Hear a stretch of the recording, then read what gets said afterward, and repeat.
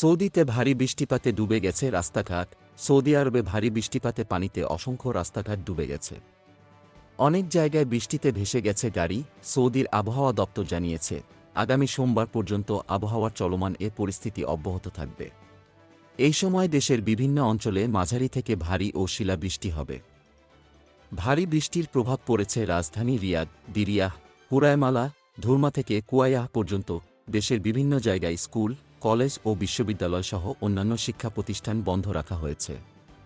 খবর Gulf news. শনিবার ২০ April দেশটির আবহাওয়ার দপ্তর জানায়, মক্কাসহ আশপাশের অঞ্চল তাইফ, মায়সান, আদহাম, রানিয়াহ এবং আল মুয়াহতে আবহাওয়া সবচেয়ে খারাপ থাকবে। অন্যদিকে মাঝারি বৃষ্টিপাত হবে রিয়াদ, সঙ্গে ওয়াদি আল দাওয়াসিরে। এর আগে সম্ভাব্য ধূলিঝড়ের সতর্কতা দিয়ে দেশটির আবহাওয়া দপ্তর বলেছিল, উচ্চগতিসম্পন্ন বাতাসের কারণে কোথাও কোথাও ধূলিঝড় হতে পারে। আবহাওয়ার পরিস্থিতি আরও খারাপ হবে বলেও সতর্ক করেছিল। সাধারণ মানুষকে সতর্ক থাকার পরামর্শ দেওয়া হয়েছে।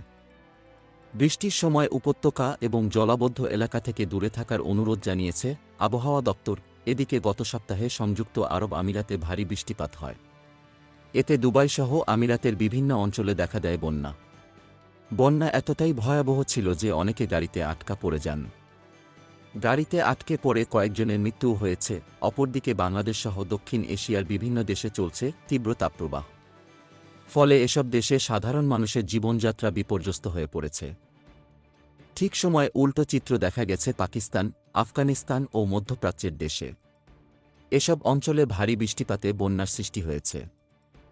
গোলাম মোস্তফা, ডেস্ক রিপোর্ট, বিই নিউজ, ঢাকা।